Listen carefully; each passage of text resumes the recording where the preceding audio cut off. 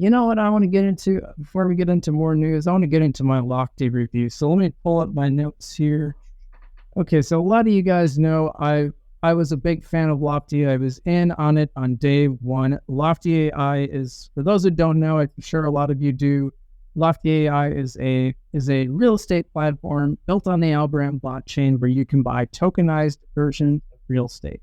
So you're buying actual real estate, but you're buying a tokenized fraction of it. So you're buying $50 coin worth of real estate. The coin actually goes, the NFT/coin actually goes up or down in value with the value of the property, and you earn real rental payments with this program. So you actually get actual rent. It's like owning your own rental property, but you can do it in micro fractions, which is pretty cool. So not necessarily knocking that.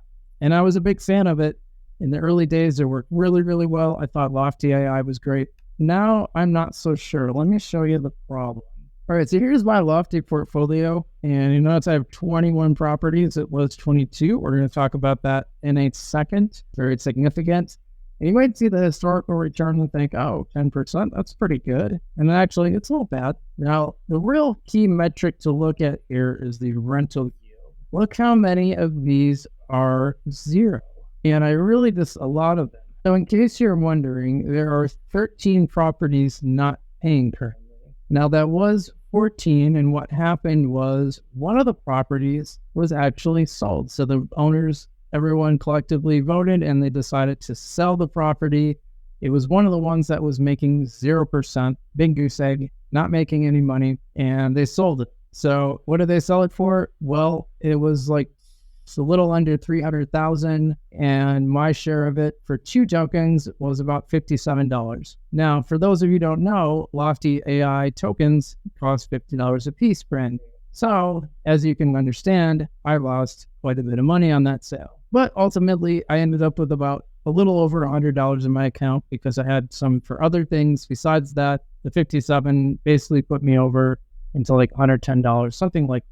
So I thought about withdrawing it, but here's what I did instead. This one, oh no, I didn't. Sorry guys, I didn't share the screen. This is the McDonald's property. It was what people call it. It's actually Domino's and US Cellular, and there's a real estate office in there as well. And this one pays 6%. Now you might think, oh, it's paying 6%. That's not that good. Except this is a triple net, and they have 4 long-term business tenants who McDonald's is there till 2026. Domino's has a lease till 2031. US Cellular till next year, so that's a little short. And the real estate one just moved in and signed a 3-year lease. So this is going to be paying a solid 6% for a long time. So now I have 3 of these tokens, and they're earning about 2.5 cents a day. And I think I'm going to end up getting more of those. But, wow, and I still shared the wrong screen. But this is the McDonald's token right here. But yeah, you can see that's a rarity. 6% might not seem a lot, but a lot of these have not been paying full rent. So very few of these are yielding more than that 6%.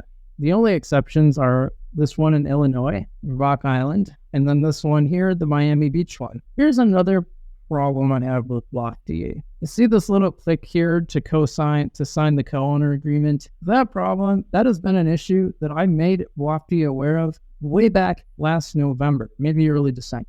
I don't remember exactly which, but definitely late last year. And I was told, oh, we're going to work on we'll be fixing on this. They have not touched this. Okay. I believe this one on top was also doing that. So that one somehow got fixed, but I just tried to sign this yet again. I've signed these about 1 million times, and they just pop up every single time. Attention to details matters. They are not paying attention to these details. Even these new ones, these are earning 0%. And those I bought pretty recently. Now they did earn rent at one point in time. So right now they are 0, which is why I'm starting to think this commercial one is just doing amazing. And I would like to see more of that.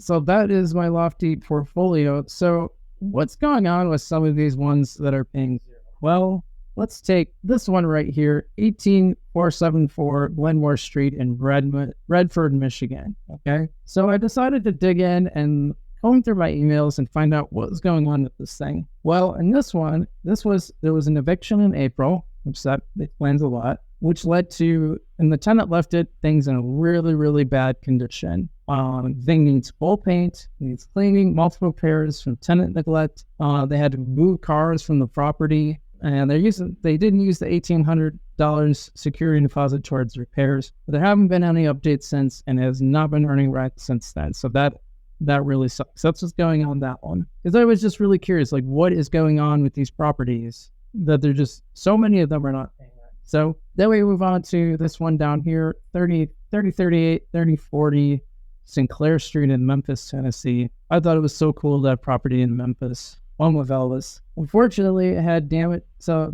this one's really bad. It had damages to the sewer line that needed to be replaced. Eviction of one tenant in April. There wasn't a tenant approved that was supposed to move in July 12th. I don't know what happened, but there still hasn't been any rent for a long time. It did earn rent at some time, because you can see from total rent earned, there was a couple of them. And so I don't know what happened. That July 12th, they were supposed to move in. So it's possible there's still a reserve, replenishing the reserve. It's possible. I'm not 100% sure. And then one more is 9510 Silk Avenue in Cleveland, Ohio. So I decided to look up that one and see what's going on with that one, because that struck me as odd. But this one's really bad.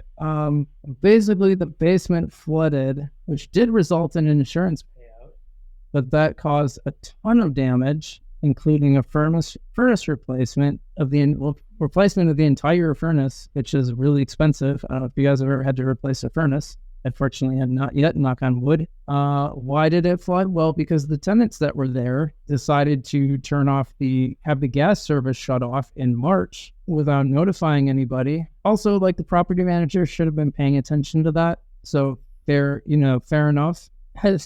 I definitely fault whoever was managing that property. Like, you should make sure. So they turned the gas off. Well, why does that matter? Well, because I don't know how many of you are in colder places, but in the winter, you need to have heat running to a building. Otherwise, your pipes freeze.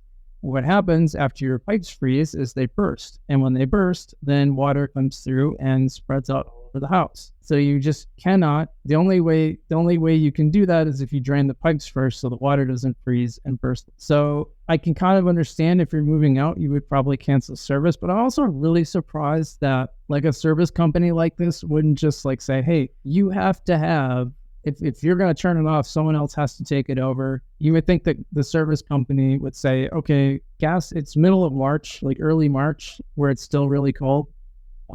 Your tenant just turned this off, so you better have it turned back on.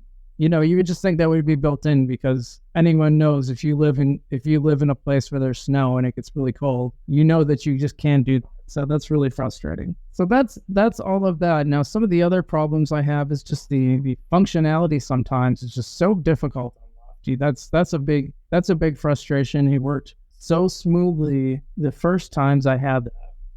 When I first started using it over a year ago when they first launched, it was great. I thought it was awesome. But this is teaching me a lot about how rental properties work, some of the dangers involved, some of the stuff that can happen with tenants. Just not only just not paying, but causing so much damage. One thing that happens a lot is, and I think it is supposed to be known as one of the easiest ways to deal with tenants who aren't paying, is simply give them cash for the keys. It'll get them out the door. You can turn your property around, start renting it again. Instead of going through this whole long eviction process that takes forever, it's bad for them, it's bad for you. Just say, here's some money, just go find another place to live, and we'll just wash our hands of it. But I still think this has the platform itself has a lot of potential, but it really bothers me that something so small that they should be able to fix, going all the way back to late last year, and they haven't touched it. It's still a problem. And I did have a criticism that I didn't feel like they were giving enough indication. I still think that is a fair criticism. On their marketplace, they don't say when a property is cash flowing or not. You can if you go into the details. They don't put that. I think that should be like in a little caveat right on the front page, but they do put it in there, so you definitely have to do a lot of research. And a lot of these properties will tell you, like, kind of give you a grade of what neighborhood it is in, and that's something you might want to pay attention to as well. So going forward, I think with my Lofty experiment, I think I'm really going to focus on that McDonald's property, the one in Iowa, because 6% may not seem impressive compared to a lot of the other cash flows, but it's solid, and it's paid 6% this entire time. So definitely something to keep in mind. I've actually made the decision to take Lofty off of my recommendations list that you see down below, where I put stuff where I think will be really helpful for you. I take that very seriously. I may add it back in if they get their stuff together a little bit more, but I don't like the platform right now. I don't like the interface. I think it was better before, and that's just the way of the world. Something works really well, and some engineer has to mess with it and make it bad. I think they had to change it to have the actual marketplace, but it's just a little frustrating the way it's set up right now. Oh, and when they sold the property and they sent instructions for if you had those property coins on your Lofty wallet, but not on the external wallet. But those were really old, so most people would probably have them on their regular wallet. I told them, I asked on Discord just to double check that was correct. And yeah, the instructions are pretty much the same. You just have to message them and tell them, hey, this was my, I just sent you these coins with this address, so they send me back the money, which they did. It went right into my account, and I bought the McDonald's properties again. So that was pretty smooth and painless. But I'm like, yeah, definitely send instructions for both, or just say it's the same for both or something. But that's my update on Lofty. I'd love to hear what you think. So leave it in the chat.